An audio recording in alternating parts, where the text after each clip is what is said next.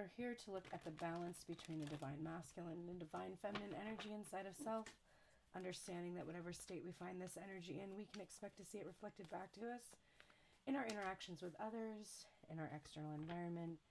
And if we want to see change, we do need to shift and change the energy within us. So hopefully we will get some insight on that today. And I'm going to do something a little different. I'm just going to pull cards and see what comes out and talk about it. And the topic for today is communication. So the first card that just came out is the Devil. And it was coming out as I was announcing the topic was communication. So I do think there is fear, anxiety, and obsession with this topic. I feel like the divine masculine is bound to an addiction, and I don't necessarily think the addiction is just a substance. I think it's actually a behavior. He's addicted to behaving in a certain way towards the feminine. I'm seeing the feminine pulling away from this obsession. And I do think that the feminine's obsession has been basically trying to initiate some kind of an interaction or communication with this masculine. And I see her as pulling away from this obsession and fixation. The masculine is also doing this too, in the image, but I'm just getting this sense that this fear and anxiety about communication is primarily the masculine fearing communicating, and for the feminine it is a fear that the communication will not happen. And so we have this self-fulfilling prophecy basically for the feminine. It's an incredible struggle. Here we have the 5 of Wands and the 7 of Wands. So there is so much struggle here.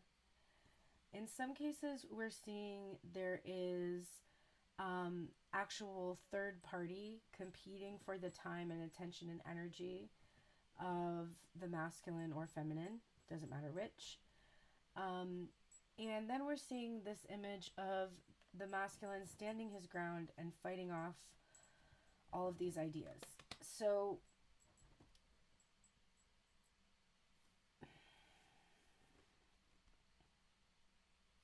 the divine masculine energy is truly grappling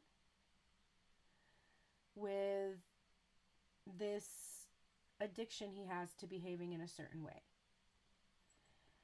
And I do see him overcoming this in the 7 of Wands, because we have the 6 of Wands, which is missing, which we know is that victory or success. And then we do see him here standing his ground and fighting off the struggle that he had with communication particularly. The fact that the Wands are here, and the Wands being the cards of communication, and then that being the theme, it's pretty interesting. So I want to know more about the addiction, the internal struggle, and the 7 of Wands. So let's take a look first at the Devil. Tell me some more about this Devil card. We have a Queen of Pentacles here.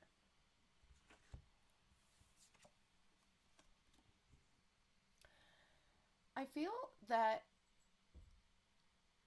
there can be a physical divine feminine presence that stands in opposition to the desires of the masculine.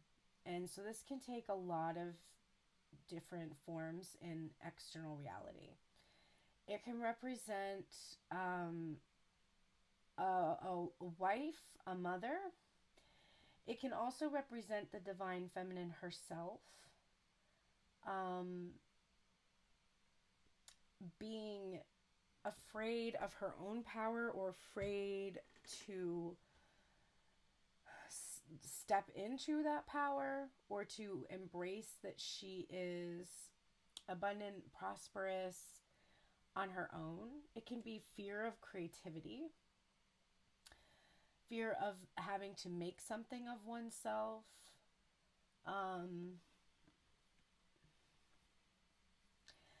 I also see the divine masculine's addictive behavior could potentially be being addicted to observing the divine feminine in the physical. So looking at images of her, videos of her, footage of her. And he's like stuck in this pattern of just admiring her. This is actually having the opposite effect for the feminine. With the masculine just being obsessive and fixated upon her and focused on this addictive behavior toward her, it actually brings her self-esteem down. Because, for her to be admired by somebody who doesn't actually want to have a physical connection with her is actually causing her to fear that she's not good enough.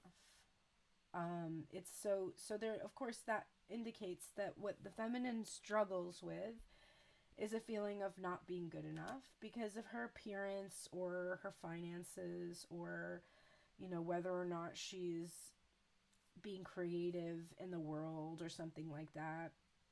So she struggles with that. The masculine struggles with the same feeling, and because of that doesn't approach the feminine and instead stays fixated and obsessed with her. This obsession and fixation causes the feminine also to feel bad. So it's like a feedback loop that's happening between them. So let's look now at this Five of Wands, the internal struggle.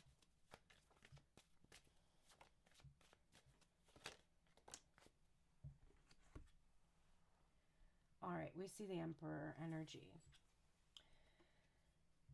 So I think the masculine energy struggles to step into his true identity of the divine masculine, to feel truly powerful, in command, able to go after his dreams. I think the divine feminine may be struggling over knowing the identity of, the divine masculine energy.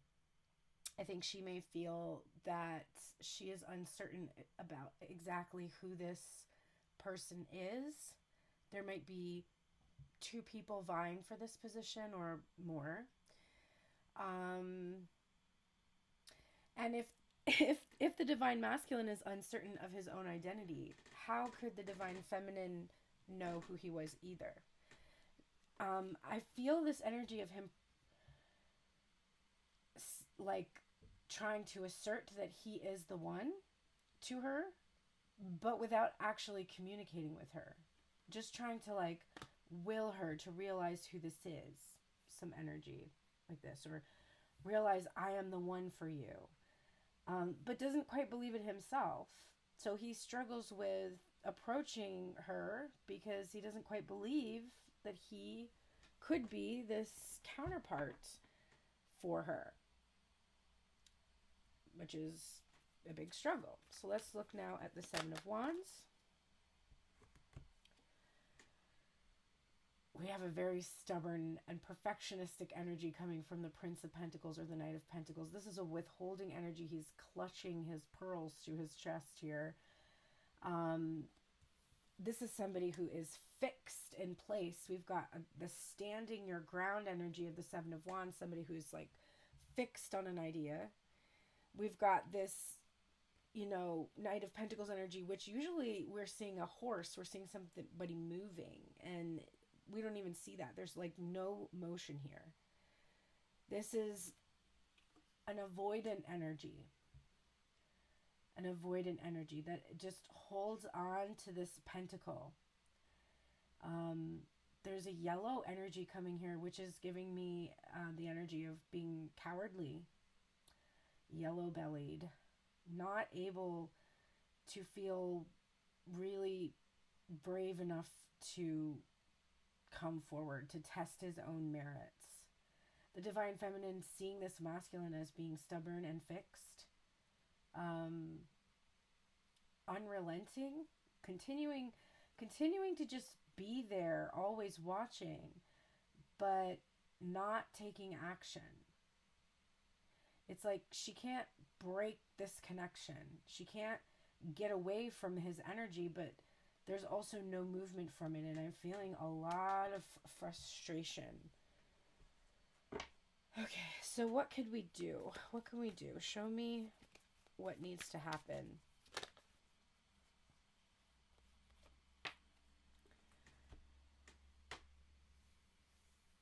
This is the Four of Pentacles.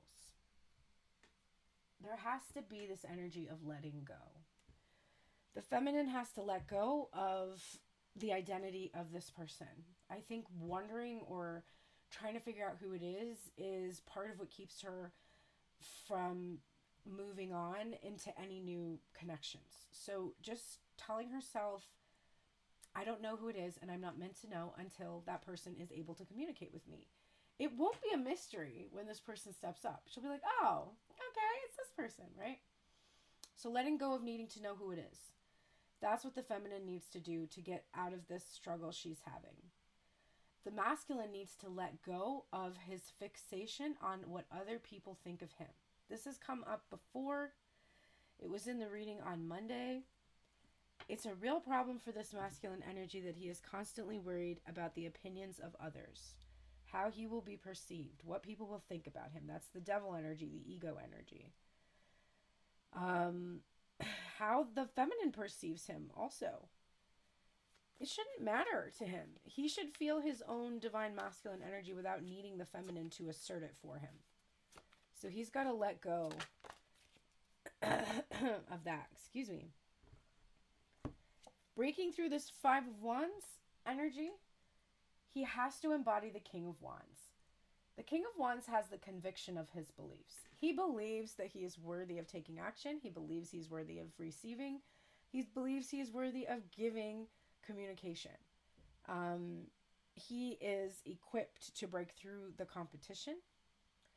And he's passionate and fiery and determined.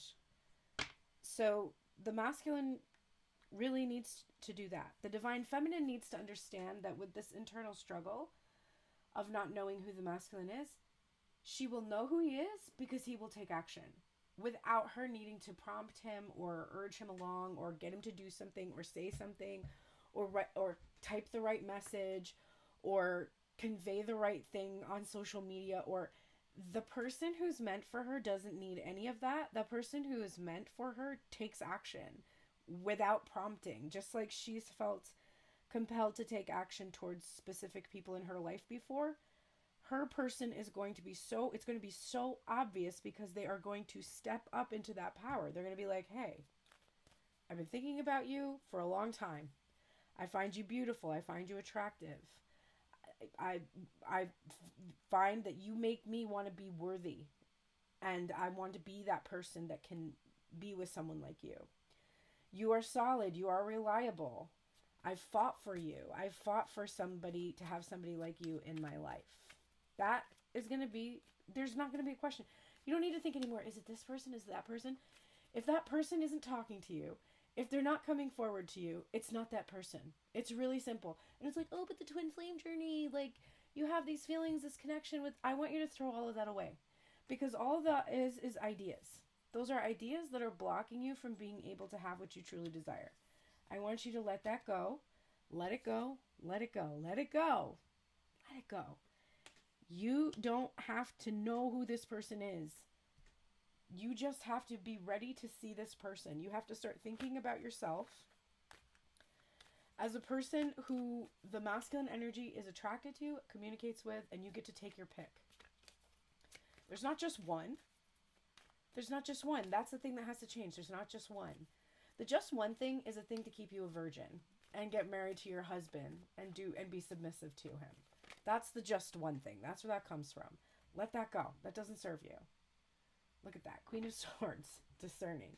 Healthy boundaries. Clarity about your future. Independence. Not feeling like you have to have a divine masculine energy. And the most effective communicator in the deck. So how can the divine masculine break through this withholding energy? He can speak with the mouth he was given He can communicate. He can say words. And this is not a masculine energy who is going to text you. This is a masculine energy that is going to be able to call you on the phone and speak to you. And if they don't have your number, they will get your number. They will get your number. If they message you, it will be, can I have your number? Because this is somebody who wants to speak, wants to communicate, wants to be heard. That's how you're going to know. That's how you're going to have clarity about them. There's not going to be any withholding that's going on. Do you want an avoidant partner for the rest of your life? Because I have news for you. If they're avoidant now, they're avoidant, period. And if you want to navigate that in a relationship, that's okay. That's your prerogative. You can learn to navigate an avoidant relationship. You can learn to have the strength and, self-esteem and everything you would need to not take avoidant energy personally. But I'm just here to tell you that the most likely outcome of a person who is currently avoidant is that they will remain avoidant. And they will improve in some ways, they will change in some ways, but ultimately they're not going to just suddenly change the core of their being. They were created like this by circumstances and environment. They have learned to cope their whole lives this way, and it is highly unlikely that they're going to so drastically change. Like, most likely they will still have avoidant tendencies for a long time. And that's true of you too. You probably have anxious and avoidant qualities for a long time. You'll heal some things. You'll have awareness. You'll be able to take accountability for anxiousness or for avoidance. But at the end of the day, if you want a partner that doesn't suffer from these afflictions, then it's probably not the person that you're currently focused on. The person that you're struggling to think, oh, is this my divine masculine or not? Your divine masculine is going to be a reflection of you. So if you're avoidant, then your person is probably avoidant. If you have anxious attachment, your person probably has anxious attachment. And you'll mirror each other too. So you'll be anxious and avoidant, and you'll just kind of swap energy. So if you work on your secure attachment style, if you find a strategy for you to feel more secure, then I think you'll see that divine masculine energy that is attracted to you will look more like you and be less avoidant. And that can usually mean that the person you're focused on is probably not the one for you, because they have an exaggerated element inside that they need to heal. This is the no communication card. This is the silent, resting, healing card. I think you need a rest. You might need a rest from tarot readings. You might need a rest from thinking about relationships. You have been overthinking, overanalyzing, and grieving. You might need time for grieving, especially if you have to let go of this specific person. You may need some time to grieve that.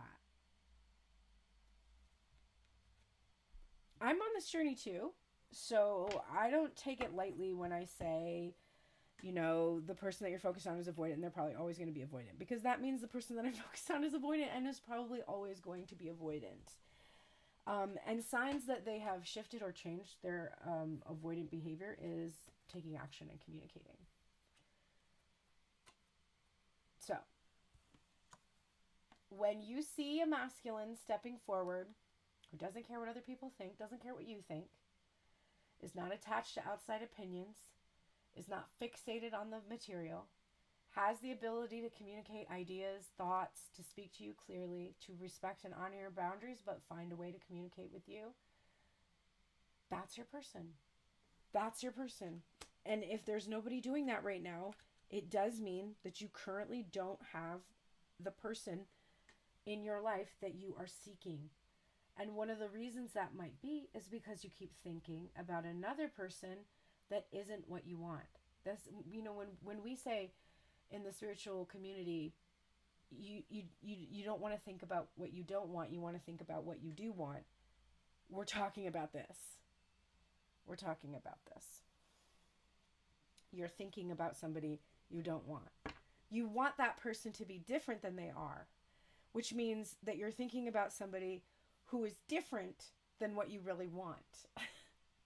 If you are powerful enough to think this person in a new way, to think about them in a new way, to think about them as capable of being able to profess their feelings, then you may be able to shift into a place where that is true. But you have to be very, very determined to change your ideas and to think and talk about the energy in this new way and not talk about them. So it's better to stay silent and not talk until you can actually talk about what you want coming from your person. I saw a clip of my person. Well, I'm not going to call them the person I've been focused on for a long time, because there's been other people that I focused on, but this person that I focused on that kind of like made me first question twin flame story and everything and be like, wait, is this what's going on? That person was performing, and they talked about how when they've been on tour, they've had their bandmates and that's been their romance. And that is a telltale sign of an avoidant personality. Somebody that will travel on business, that will value their job and their work life and their colleagues more than they do their emotions, and will tell themselves that that takes the place of actually having true deep emotional connection with someone. And I was like, wow, this person is still very avoidant, and that's too bad. It's too bad, because I put so much time and energy and effort into communicating with this person and sharing my emotions with this person, and rather than returning that to me, they put it into their work and their colleagues, their peers at work, and that could diminish my self-esteem. It could make me think, oh, I'm not good enough. Like if I let my fear or anxiety kind of get inside and work its way in, I could feel like, oh, I'm not good enough for this person. But I now know that it's not about me. It's about this person's inability to really have a deep emotional connection with someone. I'm pretty sure he wants that. I think he fantasizes about it. He certainly writes about it in his music. But I just don't know that at this point in his life that he's capable of it. And he's quite advanced in age, so he's had a long time, to do the work and heal and prove me wrong. But at this point, a lot of my years have passed me by where I've been like, oh, finally he's going to make good on his promises, or, whatever vague promises he's made. Now it's never happened. So, and that's also my mindset about it too. But it was very enlightening. I'm glad I saw that. It was like, oh, okay, I see what's going on, and I know intellectually it's not about me. And I attracted somebody to show me and teach me these lessons, that I have trouble with emotional intimacy because of my fear of abandonment, rejection. And so I choose people who are emotionally unavailable. So hopefully I won't keep doing that, because I will learn and take my energy off of that particular person, which I really have. I don't focus entirely on this person anymore. It's just somebody that stands out in my very long journey, and I have like my ego kind of just hoping like, oh, all this energy, all this time I put in, like it's gotta pay off. It's, something's gonna happen. Something is finally gonna happen, and it's all gonna work out, which is, something has happened. I've shifted, grown, and learned. And now when I do get into a relationship, I'm going to have so much more emotional literacy and like really understand what's going on so much better. So let's see. So the first two cards that are coming out here, I'm doing feminine, masculine energy. This is the masculine energy first. We're getting time to collaborate, ant spirit, and building blocks. So let's take a look at these 2 cards. The time to collaborate is the Magician card, number 1.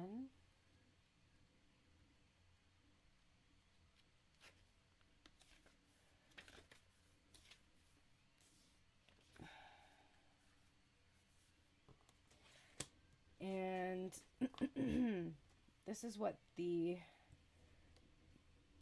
masculine energy needs to hear today. Do you really believe that you have to do everything yourself? Do you believe that somehow any help you get will be disappointing or not good enough? Perhaps it is time to address your issues of control and bias toward the negative. It doesn't matter where or why you came to be pessimistic or mistrustful. The fact that Ant Spirit is showing up now is a sign that you have an opportunity to heal and to relearn to trust that others will show up for you in a genuine way. Ant Spirit wants you to remember that your expectations and limiting beliefs are a vibrational offering that draws in the opposite of what you desire. Spirit wants to help you and will send collaborative partners your way. It's time to see the universe as conscious and connected, loving and helpful. But you must participate in this activity of co-creation. Creating reality is not just about dreaming. If you are feeling orphaned from community, reach out and communicate. If you feel vulnerable, know that being present in your vulnerability can help you draw in someone who wants to assist you. Trust in your partnership with Spirit, and your outer conditions will start to reflect that. Then you will see the miracles waiting for you, including partners who appear ready to lend a hand. So I do think that this masculine energy needs help right now. This may be seeing a therapist. I'm really getting that very strongly. Finding somebody to help them learn how to reach out and communicate, how to handle vulnerability, how to deal with emotional unavailability. If the person that I'm focused on hasn't gotten a therapist, I don't think that person is going to ever be able to have real connections. 28, because there's so much damage there. All right, let's see. 28, the protection message of building blocks. Interesting, both things are about building something, like the ants. This says, now is the time to address the cracks in the foundations of your life. Perhaps your values have changed, and it is time to strengthen your convictions and let go of the things that no longer serve the vision you have for your life. Or perhaps you choose to ignore the signs that a situation or agreement you have entered into is not right for you. Remove the rotten pieces and reinforce your core moral strength and integrity. Now is the time for rigorous honesty, for you are called to renovate and upgrade your consciousness. You will be so happy when you do. Spirit has a spectacular blueprint for your life far beyond your imagination. Don't be afraid to replace what's not solid. So this is letting go of whatever destabilizing behaviors that the masculine energy has been attached to in that devil energy. Divine Feminine, speaking of emotional availability, you're getting time for a deep dive. This is Swan Spirit.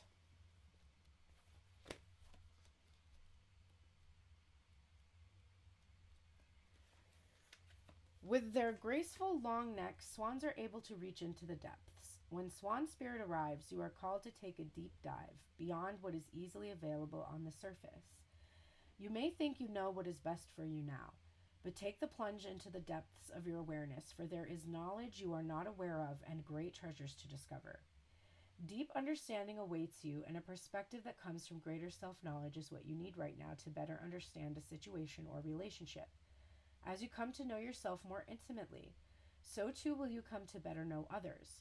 So Swan Spirit asks you to go beyond the surface of what is happening between you and others and resist the temptations to judge by superficial appearances. No, there is much deeper potential for loving connection, forgiveness, and mutual understanding. Choose to dive deep into your why, asking the deeper questions of yourself. You are led by the grace of Swan Spirit. Ooh, the universe bitch slapping me a little bit there. Like, oh, so you're seeing this coming from your person and you're interpreting it this way, but you maybe need to dive a bit deeper into forgiveness and mutual understanding, because there's more depth there than you realize. So don't judge this situation with this particular person that I was just talking about based on what I'm seeing, but actually acknowledge that there's something deeper there to explore. So, okay, I will take that lesson. 39, new life. I'm also going to take the lesson from the cards that was like, the person I meant to be with takes action. That's going to be the clearest indication. Like, I'm not going to sit here and wonder anymore, will this person take action because they're my person? I'm just going to be like, they're not my person until they take action. When they take action, that's my person. That lesson I'm definitely taking from this reading.